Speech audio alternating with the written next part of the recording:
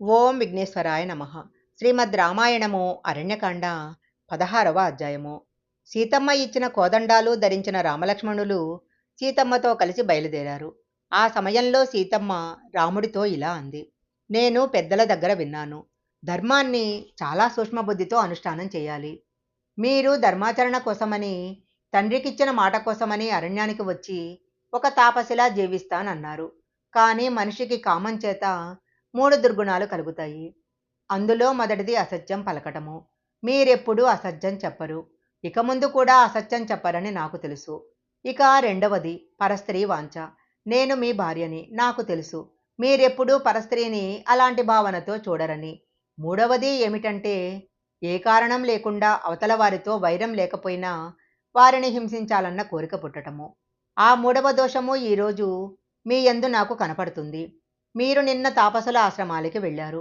అప్పుడా తాపసులు తమని హింసిస్తున్న రాక్షసుల నుంచి రక్షించమని కోరారు. అప్పుడు మీరేమన్నారు? ఇక నుంచి నా పౌరుషం చూడండి, నా తమ్ముడి పౌరుషం చూడండి అని. తాపసులను హింసించే రాక్షసులను ఇక నుంచి సంహరిస్తానని మీరు ప్రతిజ్ఞ చేశారు. మీకు రాక్షసులకు ప్రత్యక్ష వైరం ఏదైనా ఉందా? రాక్షసులు మీకేదైనా అపకారం చేశారా? ఆ రాక్షసులు మీకేదైనా అపకారం చేస్తే మీరు క్షత్రియులు కాబట్టి వాళ్లను సంహరించండి. కానీ ఇప్పుడు మీరు ఒక తాపసిలాగా అరణ్యాలలో తిరుగుతున్నారు. అలాంటి మీరు ఆ తాపసులకు రాక్షసులను సంహరిస్తానని ఒక రాజులాగా ఎలా ప్రతిజ్ఞ చేశారు? అందువలన కామజనితమైన మూడవ దోషము మిమ్మల్ని ఆవహించింది. కాబట్టి ఈ దండకారణ్యానికి రావడం నాకిష్టం లేదు. కాలుతున్న అగ్ని తన చుట్టూ ఉన్న వస్తువులను ఎలా మెల్లగా ఆవహించి కాల్చుకుపోతుందో, అలా మీకు కలిగిన ఈ దోషం వలన క్రమక్రమంగా మృగాలను రాక్షసులను చంపుదామని మీరు కోదండం పట్టుకొని తిరుగుతారు. అప్పుడు మీకు రాక్షసులకు మధ్య నిష్కారణంగా శత్రుత్వాలు రావటం నాకిష్టం లేదు.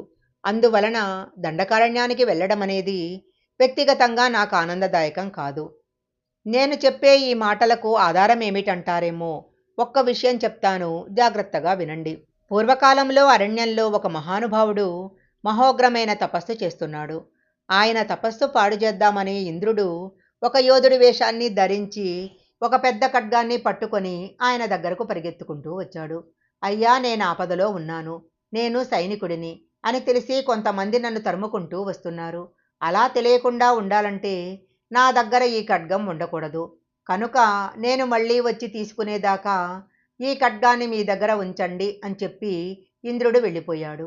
ఆ ఋషి కూడా సరే అన్నాడు.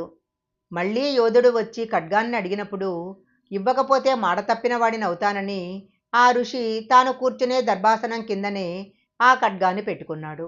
తపస్సు చేస్తూ మధ్య మధ్యలో ఆ ఖడ్గం వంక చూసుకునేవాడు.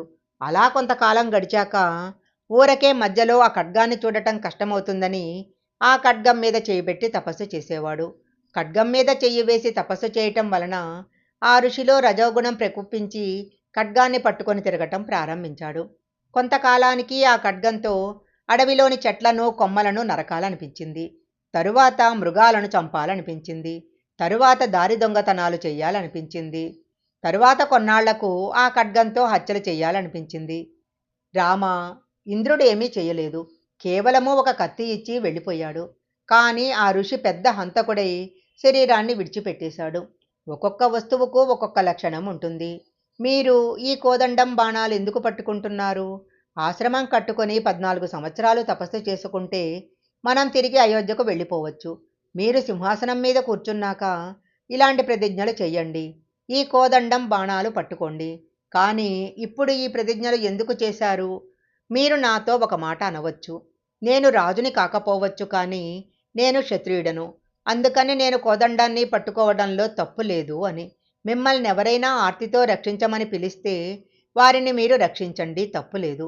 అంతేకాని ఎక్కడో ఋషులను ఎవరో రాక్షసులు ఇబ్బంది పెడుతున్నారని, రాక్షసులందరినీ చంపేస్తానని మీరు ప్రతిజ్ఞ చేయటం నాకు నచ్చలేదు. నేను స్త్రీని కదా. ఒకవేళ నేను అనవసరంగా భయపడి చెప్పకూడని మాట మీకు చెప్పానేమో. మీ తమ్ముడితో ఆలోచించి ఒక మంచి నిర్ణయానికి రండి అని సీతమ్మ రాముడితో అంది.